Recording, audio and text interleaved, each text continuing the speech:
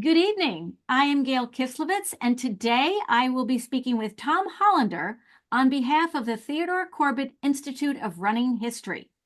Tom was born in Baltimore, Maryland in 1952. After several moves, his family settled in Hamden, Connecticut in 1963. He is one of six siblings. He attended Hamden High School and started running track in 1968, and it quickly became his life's passion. A gifted runner, he won the New England Prep School Cross Country Championships in 1971.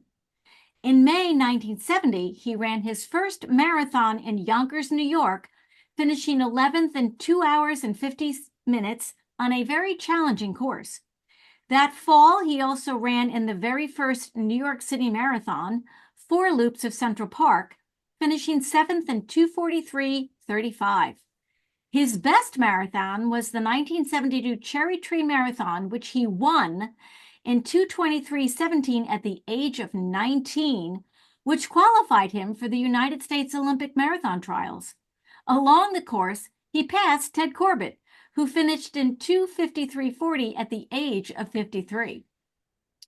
Tom also ran in the 1977 New York City Marathon through the 5 boroughs, which was his last marathon. He went on to attend Eastern Michigan University, where he earned All-American honors and won multiple track and cross-country races and team championships. He earned a master's degree and taught at a community college. After retiring from teaching, he and his wife opened up a successful stationery store in Ann Arbor, Michigan, where they live today. Now 72, Tom stays active through biking and golfing and believes that running made him a better person. So, Tom, I'm so excited to talk to you. As we've talked before, we have a few Right. things in common. Mhm. We have so much to talk about and so much to cover. I'm just going to hand it over to you and say, when did you get interested in athletics?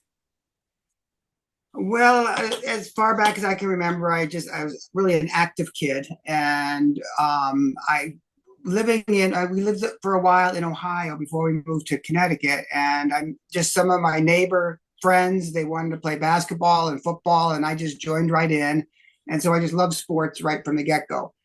Moving to Connecticut in sixth grade, I just met up again with neighborhood kids that were my age, and we did all the sports.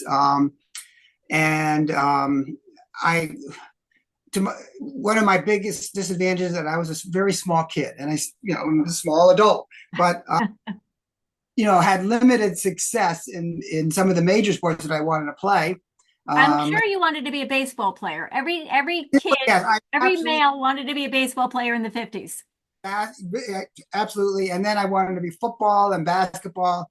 And then I realized, okay, if I'm going to make a team and compete, against other schools, I was going to have to find another sport. So my shop teacher, who was the track coach, just one day when I was in 10th grade, mentioned that I could be a good distance runner. And I kind of, didn't even think about track or cross country running. In fact, I probably would say if go out for a run during gym class, I would probably just kind of straggle near the back of the pack because it just seemed really hard. Right. Well, running was usually the punishment back then in other Right. sports. Yeah. Yeah. You did something wrong. Oh, do a couple of laps.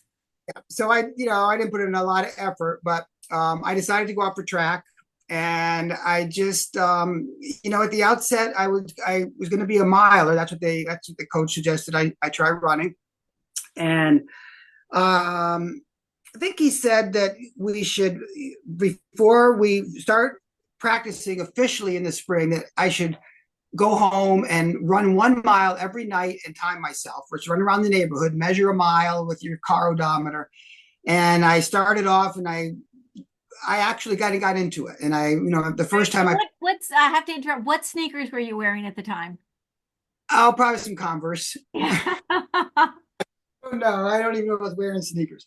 But anyway, I brought my time down every day, and by the time I went to the first practice, which was, they were going to have time trials, I'd broken 7 minutes, and they thought that was pretty good. Mhm. Wasn't good enough to be one of the top runners, but at any rate, a couple of other runners just kind of took me under their wing and basically just encouraged me and trained with me. And the whole season, I just kept improving. And there was one meet near the end of the year that I still had not. My times kept getting faster. They were down around 5:30 for the mile, and then I in order to compete in a not what was called the city novice meet, you had to either have 0 points or 1 point scored. So you were like a total novice, and then you could compete against all the other novices on all the other schools in New Haven. And so I had qualified for that by just getting 1/3 place. And I went to the novice meet, and I don't even think I knew what the word novice meant. I mean, I just this is going to be a big opportunity for me. And I went to that meet, and I won it, and I was just thrilled. Wow. What my first meet I ever won, I ran 5:20. How many And kids were at the meet? well, and there was probably about 20, 25 kids in the meet. I beat the whole field, and so that was a thrill. So Yeah. at that point, I really got hooked, and that was my sophomore year. That was 1968, and from there, Hamden didn't have a cross country team, a cross country program at that point. And I during the season, I met my coach, who was going to be the cross country coach, Carl Westberg, and he talked me into coming out for the team. He said I could be, I could help the team, and we're getting it started. And I also met another friend who was very inspirational, named Paul Williams, who had already graduated. He encouraged me, and between the two of them and just my level that I was, the level that I was at, and improving, basically meet after meet. By my junior year, I was winning meets, and so I just, at that point, I just kind of like was all in. So what year are we talking? You're what now? A senior, a junior, senior in high I'm a, school? I'm a junior now, so my sophomore year, I won the novice meet, and by my junior year, I was winning some cross country races, and probably one of the biggest thrills. This is kind of interesting, but one of the biggest thrills I've had in running my whole running career was when I was in 11th grade. There was a cross country meet at the end of the year, and I was one of the better runners on the team. I wasn't the best runner. In fact, maybe I was like fourth or fifth best runner. And this meet was held on Thanksgiving Day. It was a cross country meet against Notre Dame High School, and it was held at Hamden High School. And we decided that at halftime, or our coach, during halftime of a football game, and it was this big rival football game between Notre Dame, we were going to run a cross country meet, and we were going to finish down the football field at the 50-yard line. There was That's going to pretty be cool. Yeah. So the gun went off, and they made an announcement, and the stands were packed. There were probably 5,000 people in the stands. And the race started, and I went off, and we went outside the school grounds, and we ran, a loop that was about 2.5 miles. And I just found myself slowly moving up towards the front. And about halfway into the race, I had built up about a 20-yard lead, 30-yard lead, and it kept getting, larger and larger. And now I'm coming back towards the stadium, and we were going to go through a gate and kind of around a field. And I had a pretty big lead as I was coming towards this field. And the announcer announced that the runners were coming, and that, to look across the field and you'll see them finish.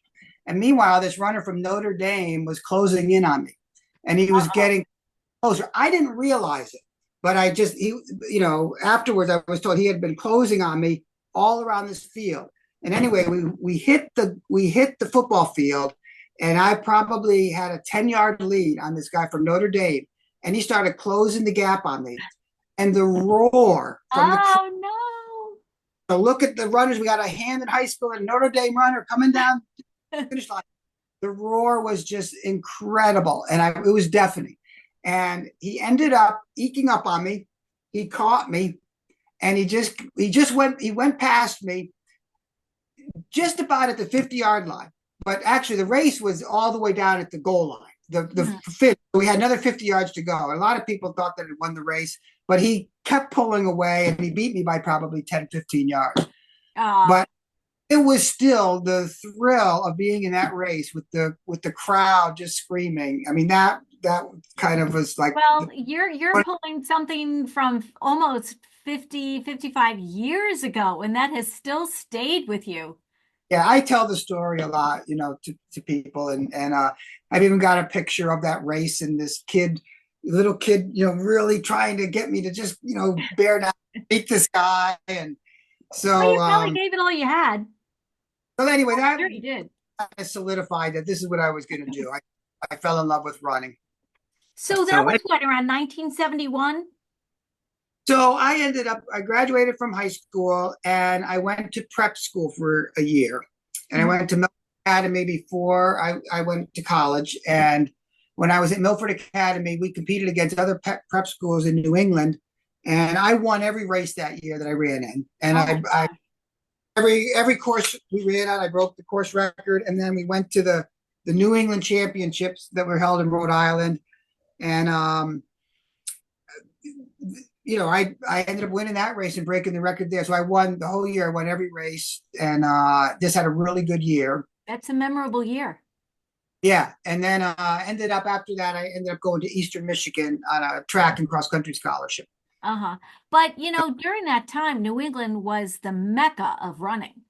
And being Right? a running geek, I'm wondering, did you ever in the papers read about Frank Shorter? Because he went to Oh, Yale right yeah, there and, yeah. won the marathon in 1972. So were you like So dying to Frank beat him? Carter, yeah. I mean, at the time, we were right next to New Haven, and Frank Shorter was still at Yale, and he was becoming a good runner in 1969, 68, 69, as I was running in high school. So I was following him. And I watched him run a couple times before he went on to graduate, and so I was inspired by him for sure. Yes, and Okay. then there were a lot of good runners in New England. So I you don't know know if who else went to Yale during that time was the writer Eric Siegel. yep, mm-hmm, And Eric Siegel, this is a story Frank Shorter tells me, that Eric Siegel had just run his first marathon, probably up at Boston, and he came back down to Yale to continue teaching, and he's out on the track, and everyone's talking about, oh, Eric Siegel won the Boston Marathon or ran the Boston Marathon, and at the time Frank Shorter says, who would ever want to run a marathon? yes, yeah, yeah, and he ends up winning in Yeah, Munich. and then he wins Munich. Anyway, so yeah, you were in a real hub of running. Yeah, and Amby Burfoot was there. I know you know that name, and Hmm. John. There were really good runners, and I looked up to them, and I always wanted to beat them, and so I kind of stayed very competitive with the New England crowd while I was there. So And then you yeah, left. You left. yeah.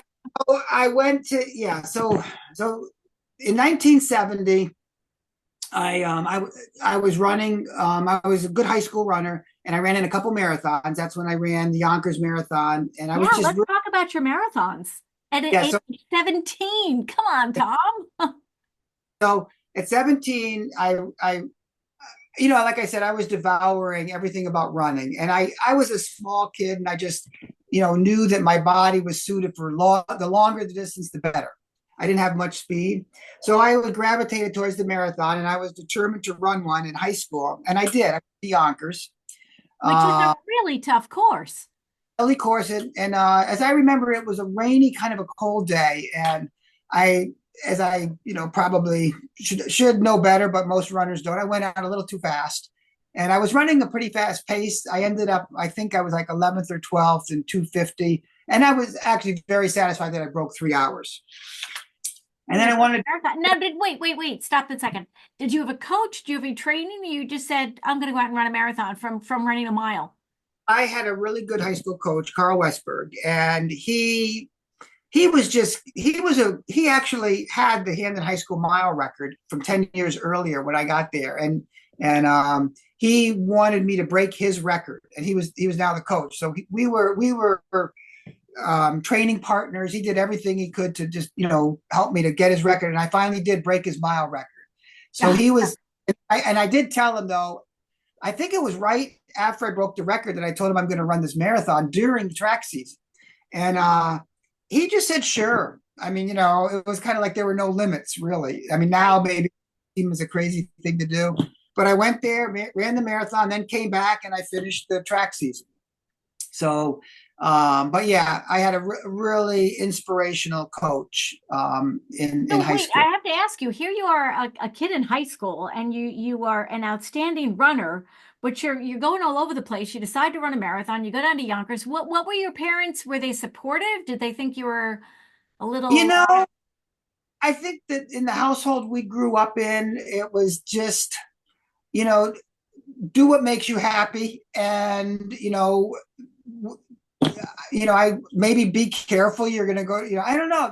They let me just go off. I did some kind of crazy things. So well, it I was mean, the 60s. huh? It was the 60s and the It was 70s. these, and compared to maybe some other family members, but I was sort of tame, and maybe my going off and doing things. And I used to go to New York City. I would take a train into New York, and I would stay with my grandmother who lived in Jackson Heights, and I would just go off to Yankee Stadium and watch a baseball game. So I mean, kind of ran around. I think I had some street smarts. I knew that if there were some weird people, I would stay away, or I Yeah. would get out. I'd get on a subway, and if I saw somebody kind of strange, I'd get off at the next stop and go Yeah. another subway. I mean, I sort of knew my way around, and I was just Well, a you and I are almost the same age, and I know that growing up in that era, we had so much more freedom yeah. than kids do today. And I some of the ththings we did were kind of stupid, but we lived through them. I know. I would stick out my thumb to hitchhike all the time. I mean, Yeah, that's how I. Some of it was, got a little tense with the person, and I would just I'd say I'm going to get out here, and right, or I would just make right. up a house I lived at because I didn't want the person to know where I lived. And I survived. I mean, I feel fortunate. We should all feel fortunate that we survived, but And you have a lot of great stories. uh, Um, okay, so you run Yonkers, very, very tough course. You come back, and then you decide, let's do another marathon. right. So I graduated in from high school, and now I was going to go to Milford Academy, but I wanted to run another marathon before school started. So I just kind of was checking out, what was going on, and I saw that in 1970, this is the fall of 1970, there's a marathon in New York City. And I said, well, I had a good experience going to New York for the Yonkers. I'm going to go to this race, and it was it ends up it was called the New York City Marathon. The first time it was 4 loops of Central Park and a little extra. I think another small loop. And I went there. It was a warm day, and I went with my friend Paul Williams, and I didn't really know what to expect. I guess maybe I was hoping to break two. I hit 250. I thought I could maybe break 240. And as it turned out, I ran a pretty solid race. I went out slow, worked my way up, and I think I do. I try to remember this, but maybe a little bit vague. But I remember Ted Corbett was in that race, and I remember catching him at one point in the race, and I just kind of looked over at him. Speaking of Ted Corbett, I he didn't know me from anybody. He just looked at me as like some punk kid, I'm sure. And I ran with him for a little while, but he did not let me go by him. Of And course so not. of course not. So and I didn't care. I mean, I But was did you posting. know of Ted? How Oh, did you know of Ted? Just his I legacy? think Or? because I just was following track and cross country and road racing at that point in time, and I just knew Ted Corbett was an ultra marathon, and Right. there were lots of stories of him in distance running news and Runner's World. So I just knew of him, Hmm. uh, and I don't even think I ever talked to him really, but I saw him at a few of the races, and anyway, he ended up in that race. He ended up running. He got fifth place, I think, in the New York City Marathon. I was 2 places behind him. You got So seventh place. No, not I too got, shabby. Not too shabby. Now, yeah, as I recall, also, as you say, it was a hot day. There was probably no water on the course, and if it was, some stranger gave it to you. yeah, probably. I'm sure there was water. Yeah. So that was something that even back then you knew you should take water. And it was 4 loops, and I And think it's that there, small. Yeah. yeah, yeah. And now, did you meet Gary Murphy that day? Did you know of him? No. I really don't remember meeting him per se. I might have had a few. I mean, we probably chatted here and there, afterwards. I know at the reunion we did, and there was maybe a couple other races that I said hi to him. But Yeah. so yeah. Yeah, he So remembers no, he yeah, remembers the race where it might be you were something coming up on him and he was not letting you pass. And maybe that was that one. that might have been, but I think I don't know. I don't because I went out slow, so I think he was always up near the front. But I don't know. Yeah. So, That's funny. uh, but yeah. All right. So then you go on to run your third marathon. Tell us about Uh, the Cherry Tree Marathon. yeah. So the Cherry Tree Marathon. That was I. Now I was at Eastern Michigan, and we were between seasons. I ran cross country, and I had a great cross country season. I made All American in cross country in college, and then I had a really good indoor season. And we were in a period where we weren't racing and taking it a little bit easy in March.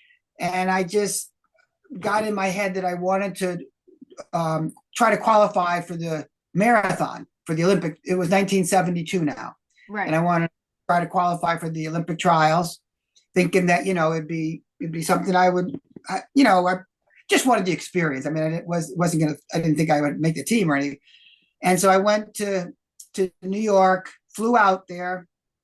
Then my friend met me there, and I guess I was thinking I could run like in the low 220s. That was the shape I felt like I was in. And I ended up doing that. I ended up running 223. I think I was on sub 220 pace for about 22 miles. And then I just kind of hit the wall and slowed down quite a bit. But I finished about a mile ahead of the second place person. Oh, So that's not hitting a wall, Tom. 223 and qualified for the Olympic trials. So what do you remember about the cherry tree? It was March, right? So it had to be cold. It was March. It was a great day to race. The course was very I don't know if I would say it was a tough course. I mean, I've never run it, but You it know went what? on highways and it was No, no. The Cherry Tree Marathon they held that in Central Park on the exact same course that the New York City Marathon was.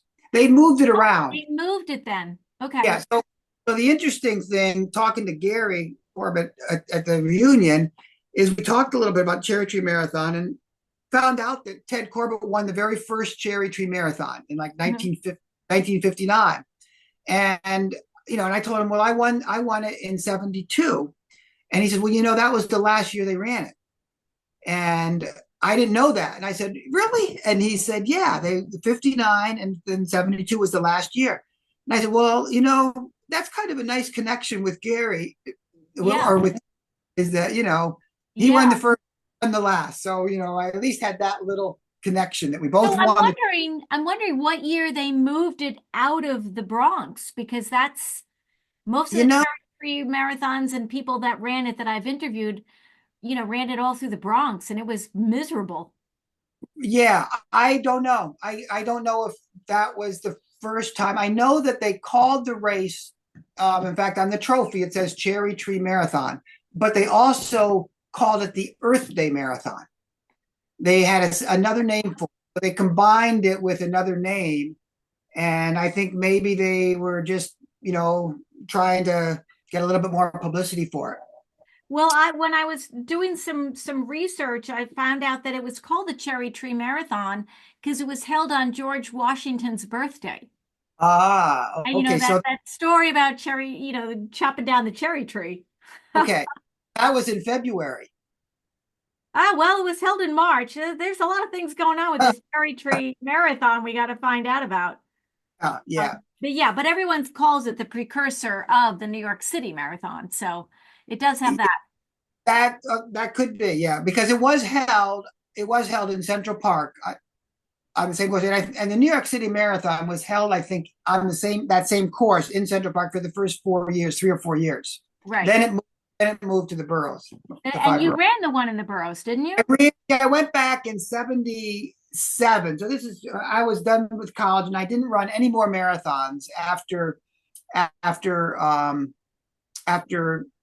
the Cherry Tree Marathon until 77 because I made a promise to my coach. I was on a scholarship. And as it turned out, that marathon took a lot out of me. And I came back to track, and I was on scholarship, and I really didn't run up to what he expected me to run, and he blamed it on the marathon. He Oh, said that, so he made me promise not to run another marathon while I was in school. And I did. I didn't run another one until 77. And that one, I came back. I was in good shape for that one, but I didn't run very well. So I think I ran about a 2:40 marathon in that one, the 5 borough. yeah. So, and that was my last one. Okay. So summing Yeah. up your marathon career, I guess what would you say was your most memorable and best one? Well, the cherry tree, obviously winning it, and probably the most memorable in that regard. I would say, the first one I ran, the Yonkers, was memorable because it was the first one, and the New York City Marathon became memorable only because it was the first New York City Marathon. True, Oh, and true. I also ran Boston. And you I, ran Boston. I Okay, so you hit and all the big ones. that was memorable because that was in 71 too. So that was very early. That was before I came to Eastern. And that was and I ran in the 2:40s in that one too. Hmm. And that was a tough race. But Yeah. so that was memorable because it was Boston. Boston, you had to run Boston. Yeah. And your coaching for those marathons, you were hitting really good times. So was it a combination of just you and your coaching, or how did you I hit was such great I times? was for the most part I was self-coached, and I did what was popular during that time. Frank Shorter was doing it, and a lot of the top distance runners were running heavy mileage. Yeah, So oh yeah, like 100 I was miles a week and plus.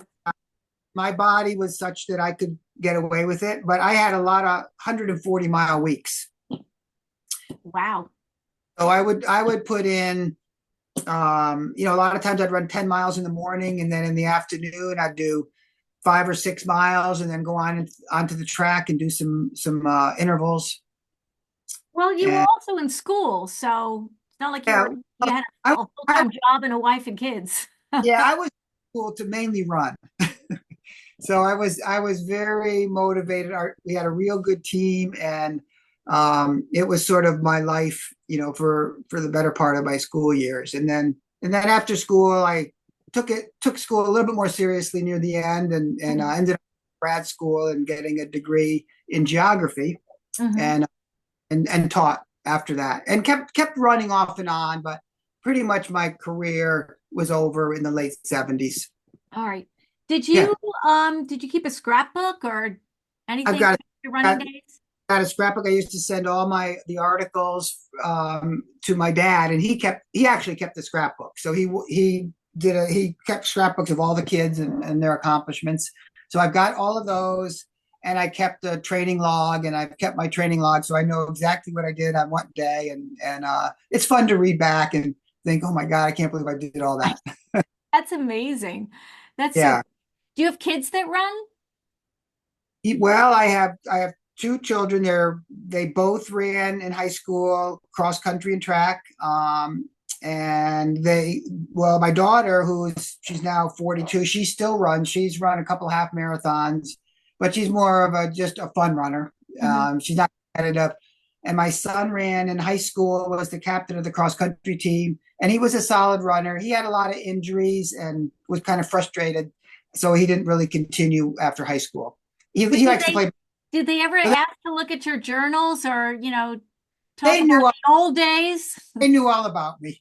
I That's tell them fantastic. that, yeah. So Um, okay, so moving on here, McCombs Dam Park. Well, you probably ran part of some of McCombs Dam Park when you were, doing the well, hours and I everything. ran I ran a few road races. That the ones I was just trying to think of them before this call, and I do remember there was a 5 mile road race around Yankee Stadium that I ran in, and I think that was called the Bob Preston 5 miler. I don't know if you've heard of that one. No. Okay, so that was one that I ran, and then there was a series of them, the Henry Isola 4 mile road Yes, races, that I've and heard I of. and I ran several of those, and I went to Jersey City, which is in New York, but I went there to run a road race, and I think that was about it. I Mhm. I would say, including the marathons, maybe only a half dozen road races in New York I really ran. Okay. All right. Yeah. Um, so we know you did travel to New England to go to Boston. And when you were running in the New York scene, obviously you met some of the top New York road runners like Gary Murky. Did you ever run in the same races or meet Nina Cusick or any of the other top runners then? I ran other races that Nina ran in. And yeah, I recognized her as almost, yeah, she came to New England too to run a few races. I think she Mhm. ran some. Yeah. So I do remember her. Yeah. Yeah. All right. And Um, so and now handicap races, memories of racing formats. Handicap, we talked about this. You do remember the handicaps in some postal races? I do remember running one handicap race in San Diego that was memorable. We had three friends of mine. We lived in Connecticut in 1970, the summer of 1970. Talk about adventures. We bought a car, four of us, and we were all runners. And they went to Southern Connecticut State College. I had just graduated from Hampton High School, and we bought a tent and we camped and we ran and camped and ran. We went all the way across the country, went to saw the country, went into California, went down to San Diego. We ran in several road races on the way, picked them out, did a lot of planning on that. And then when we got down to San Diego, we ran in a handicap race. And it was cool. That's quite an adventure. It was a crazy it was a summer long adventure and we had a great time, great memories from that. Oh my gosh. So Yeah. you and these buddies buy a car together and drive across country and race wherever you go. Yes, and all of us but one, we decided to all shave our heads too, be a team, and You know, so Tom, that there's a book in there somewhere. 1970s, so early that was 1970. So we're still in this, it's the late 60s, and we went to we were in San Francisco, and kind of went to all the places that you would go. Danbury, all the places, that usually runners don't go to, but what the heck, you're there. It was a blast. Yeah. So It that was sounds it. handicap race. I think I finished third in that race with my handicap. So they take they have a formula for figuring out, what kind of handicap you should have. Mhm. And so that was interesting and it was fun. Wow. You have quite the experiences in your past. All right. So, we talked about this before. There were a lot of running clubs. A lot of them were in New York, New Jersey, some in New York, in Boston. I'm sorry. Did you ever compete against any of these clubs, or did you ever run for a club? Let's start there.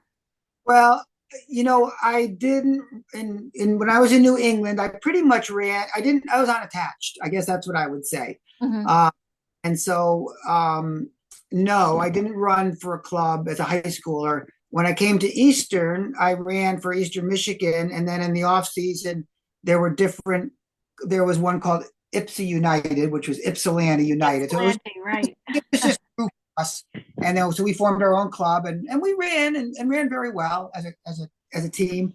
And then later, after I graduated from college, I ran a few more years competitively, and I ran for a team called Michigan Adidas. So it was Adidas sponsored, and we had the top runners in Michigan that ran for that club, and we Uh-huh. tracked. All right. I'm still trying to, so while we talk, I'm gonna look up the history of the Cherry Tree Marathon because it's driving me crazy. Yeah, Anyway, while I do that, uh, now did you ever hear of some of these clubs as a big oh powerhouse? yeah. I mean, I knew of. I was pretty familiar with all the clubs around. Yeah, the Boston Track Club and the New York Roadrunners Club, of course. I mean, Mhm. I might have given some thought to joining, but I don't know if I could if I wasn't from New York. Maybe I could have. You probably I'm not, could have. the thing is, I wasn't going to travel. I sort of had my own agenda, I suppose, Yeah. high school, I wasn't at that level at that point. Hmm. So Okay. yeah. Uh, Um, so now let's talk about some of these publications. I mean, you obviously did track and field news and long distance log. Were you like sort of a publication geek where you would get it and read it I, and save it? I was into anything I could get my hands on related to training and hearing about other runners and what they did. I was like a sponge. I absorbed it and I became very knowledgeable, when I was a teenager, even more so than my coach. So my coach in high school, he was listening to what I had to say. Uh-huh. And and the same thing in college. When I came out to Eastern Michigan, we had great runners. We had a great program there. And I kind of came when I came in, I had a lot of energy and I knew a lot. And our coach, he wasn't a distance runner, but he was trying to tell us what workouts to run. Mhm. And we basically, myself and another teammate of mine, we were just saying, well, we think we should do this. And we would explain why. And You're he explaining to the coach why you should do that. had pride, but, and so we had to be careful of how we talked to him. But I think we took into really doing a lot of the types of workouts that we wanted to do because we were being successful with our workouts. Yeah, And so he just said, well, as long as you guys keep running good, that's fine. you do So whatever you want. there were some limits, but yeah, I mean, it seemed to work. Okay.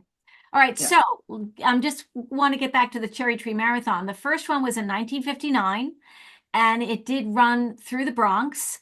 Okay. Conditions were very challenging because they ran on the road and the cars were going back and forth, and it was held in February, named after George Okay. Washington.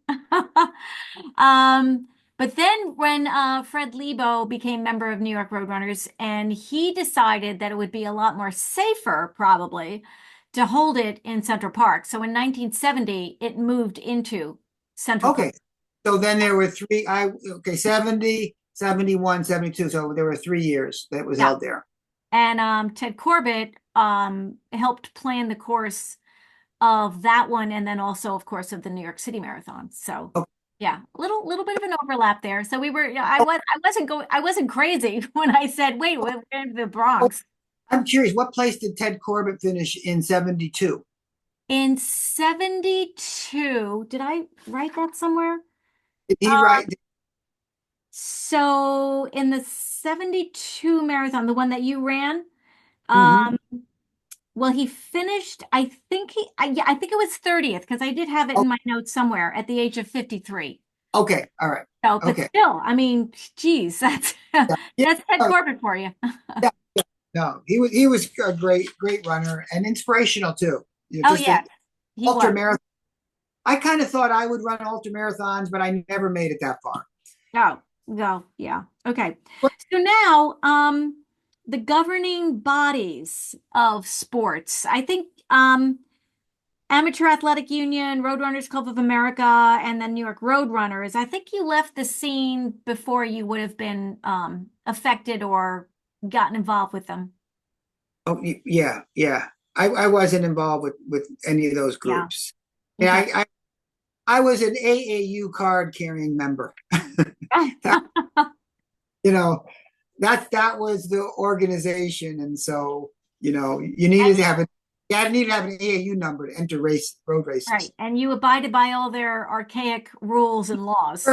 I don't even they none of them really bothered. I wasn't affected by them, and there was no money then, especially Mhm. so you know prize money like there is now, and I know there was that transition where you could accept Right. money or get money or there's a limit. I know that one of the things that I enjoyed about the road races in New England as opposed to New York is they used to give out merchandise awards.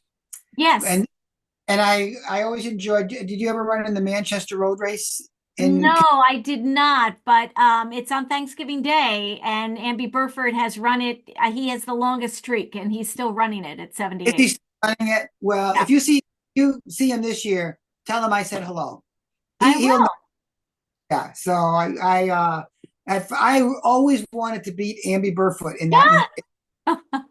I went back. I was in really good shape, and he'll I think he'll remember this race. In 1974, I was determined, I think it was 74 or 75. I was determined to beat him. And I went out, I took the lead. I was leading the race coming down there was this long downhill run. I was leading the race right until we took the turn to come down the straightaway. And Amby, I couldn't shake Amby no matter what I could do. We were flying. We were running as fast as he's ever run. And but that was his race. He owned it. Oh, And yeah. he went past me, and I couldn't catch him. And I remember, I'm going to tell you this little quick story. So he ended up, I was really discouraged in the end. He won probably by about 15 seconds or so, 20 seconds. And I kind of, as I got to the finish line, I just sort of jogged across. And Charlie Dugan, you know Charlie Dugan? Charlie No. Dugan? Anyway, he snuck in right ahead of me. So he got second, and I ended up third. And Amby Burfoot, the top prize for that race every year was a television set. And I wanted that television. And I thought, well, I'm not going to win the TV. I kind of gave up. Charlie got second. So Amby had already won it like 5 years in a row. And he was going to get another TV. And he said, I don't want the TV. I'm going to give it to the second place guy. So Charlie got the TV because I ended up third. And I think I ended up picking a carving knife for my mom, But wait, do you think you could have taken second if you had kept the steam coin? I mean, I quit. Basically, I didn't know Charlie. I thought I was going to finish second easily, but Charlie Duggan had snuck up on me while I was slow. Just got ahead of me right at the last minute. So, one of my big regrets. That is so funny. I'm definitely telling Amby that story. Just not. Yeah. Okay. Sorry. There you are. You have some great stories, Tom. So the next section is, do you recall hearing stories about runners from previous eras like the 20s, 30s? But you've got great stories of your own. But do you remember growing up on running stories? No, not really, because I wasn't really into running. I mean, I would hear little tidbits of information, and I read about some of the runners. So I knew of them, but I don't really have like stories of those runners that I can, certainly personal anecdotes about them. Mm-hmm. It would mostly be about my generation. Now, do you remember meeting Fred Lebo or anything? Or the New York group? Honestly, I don't. One person I did meet and got to know pretty well was Kurt Steiner. Oh. So yeah, and I really he took a liking to me. I liked him. He was a strange little man, I guess. But we always chatted, and he always came up to me and had really good things to say. And I remember later watching some of on TV the Milrose games, Mm-hmm. and Kurt Steiner was always there at the finish line. And my friend and I who would watch it together, whoever won the race, he was right there with the winner.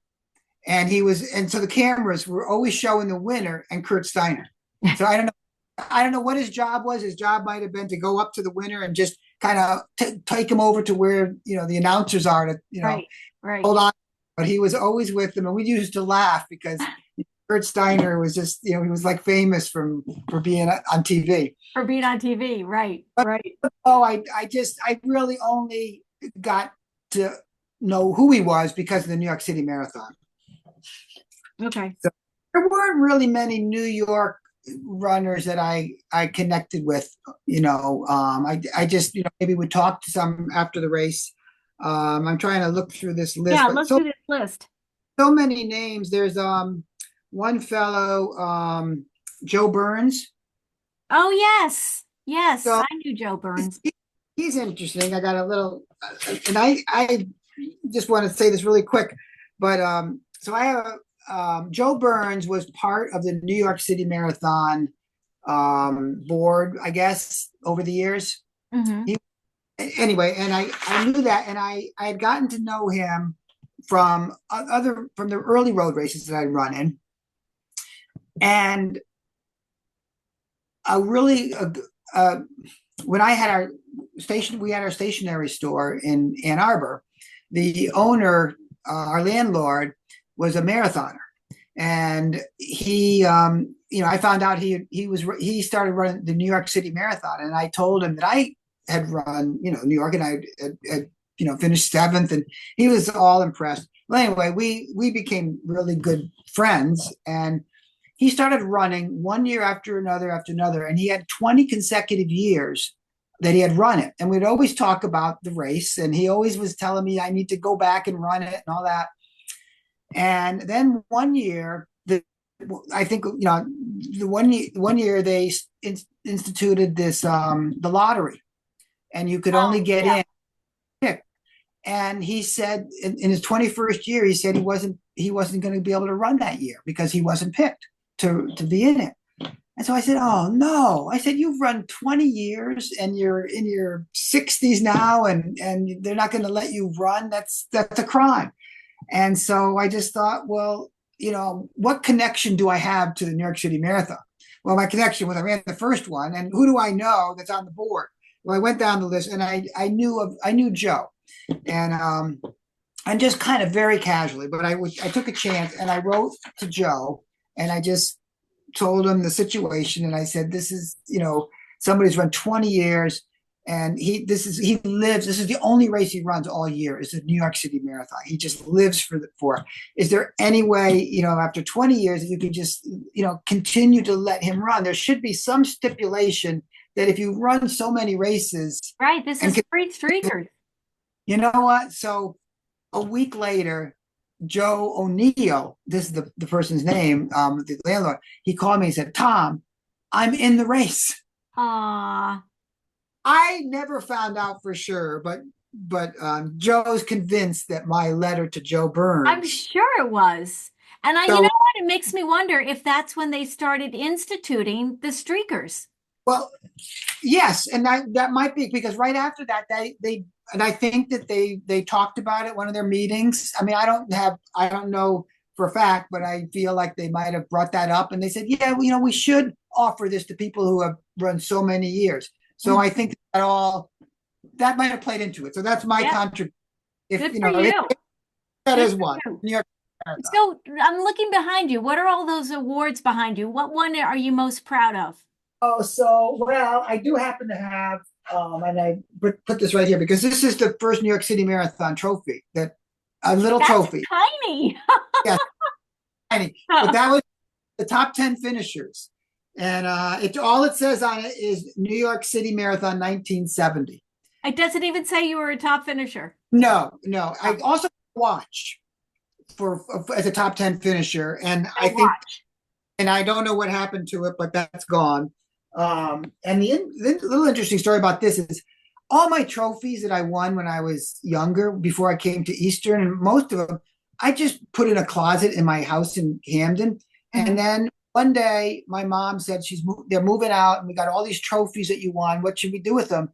And I said, well, just you can give them away, or I don't really want. I didn't want to come back and get them. There wasn't any that I could really think of that I wanted. And so she said, okay. And it wasn't a big deal. And then about 15 years later or so, 20 years later, I'm at my mom's condo. She's like in her late 80s.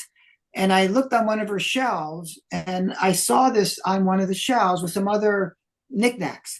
And I said, I didn't even know why I didn't. It kind of looked familiar. And I went over to it, and I picked it up, and I said,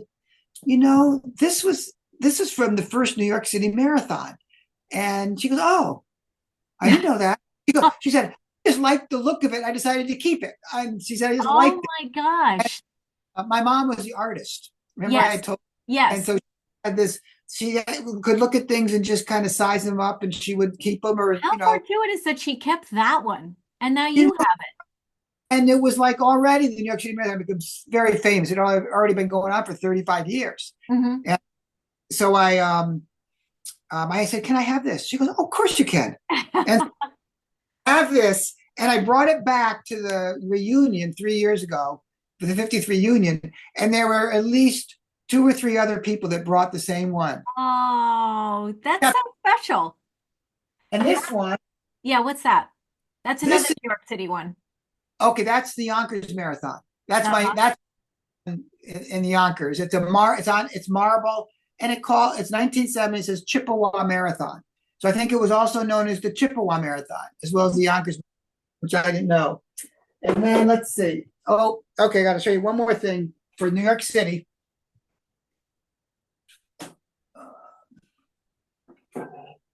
I don't know if you're going to be able to see this, but this is a Tiffany plate. It's a glass plate, and at the 25th anniversary, for the 25th anniversary, can you see what it says? Yeah. It has my name, and it has my time, and it says class of 1970 marathon. It was in 1989. It was the 20th New York City Marathon. Mm-hmm. This is a Tiffany plate. And there was a knock on the door, and it was a Federal Express truck. I just went out and got it, and there was something in there kind of heavy, and I pulled it out, and this was in there. So the New York City Marathon gave everybody a real beautiful plate. Yeah, so, and that was Manufacturers Hanover was the sponsor, I think. It doesn't have them on there, but I think you're right. Yeah. Could have been. Yeah, so that was that. And you know what? That big plate today, the plates are tiny. They don't make them big like that anymore. Oh, so that was pretty special. Yeah, that's a relic. Yeah. So anyway, yeah. So Tom, there's one more story I think we need to tell. And it's more about your sister Susan, because I found that fascinating. Mm-hmm. So tell me again about your sister Susan. Okay, so she after I graduated from high school, she decided she wanted to start running, and it was give me a year. This is like 1970. It was 19. It had to be 1970. Yeah, it was the fall. 70. And there were no women's teams then. It was before Title IX. So I think that I just said okay, and I was kind of excited for her, and we started. I said, "Well, what do you want to do?" She goes, "I want to run," and I think she said she wanted. I can't remember if she had already started running when she decided that she wanted to run on the boys cross. Well, she wanted to run cross country, and there were no women's team. There's no girls. Of course not. And so I might have said, well, you know what? I'm sure Carl Westberg, who was my coach, I said, I'm sure he would be very happy to have you run on the team. And I knew that girls ran on boys' teams, kind of knew that would happen. That was sort of a common thing. And so I said, why don't you go out? I'll talk to Carl, and, you can go out for, the team in the fall. And I was going to prep school at that time. I graduated from high school. But so what I heard was that she was at the first practice, and Carl was welcoming, and all the boys were welcoming. I'm sure they were welcoming. And she's very shy. She was very shy and unassuming, and and everything, and kind of running at the back of the pack, basically. But one of the fellas on the team told his parents that there's a girl running on the team, and I don't know, what really was. Yeah, but he was very upset there was a girl on the team, and he went to the high school, went to the athletic director, and said that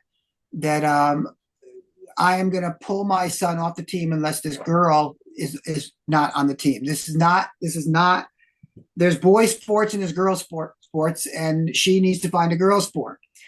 And so back then. He came out, I think, day 2 of practice, and went to our coach and said that Susan's going to have to leave. And I don't think there was a real big stink about it, but it just happened. And my sister was upset and went home, told my dad, who he didn't practice law, but he had a law degree, and he worked occasionally for a lawyer. And he just decided this is not going to stand, and he's going to talk to the lawyer that he works for, and there's going to be a civil lawsuit. And so it happened. I mean, that's what happened. It became like front page news for the next week. And, my poor sister, she really didn't want the attention. No, she didn't want to be the martyr, but it's a good thing she did. It was kind of the start. It was right part of that Title IX movement. that was starting to take off at that point. 71, I think, is when Title IX passed. But she made a name for herself, and what she didn't want, but it was all over the country. I mean, there were Susan newspapers. Hollander. So was And she then allowed to go run on the team? And did she even you want to? know, she did not get to run on the team. I think that she ended up running on her own, and I was coaching her, and we went to a lot of races, and she was pretty successful. It's a little bit hazy, but I Mhm, think that they didn't actually get a women's team until after she graduated. mhm. So she didn't get to run on the women's team. I don't think they had a women's team. No, but she So was a yeah. pioneer in her own right, just to bring it. And my other sister did get to run. So another did get the benefit of it. Yes. Good, good, So good. Wow. another I had two sisters, three sisters, younger sisters, and they all ran track and or cross country.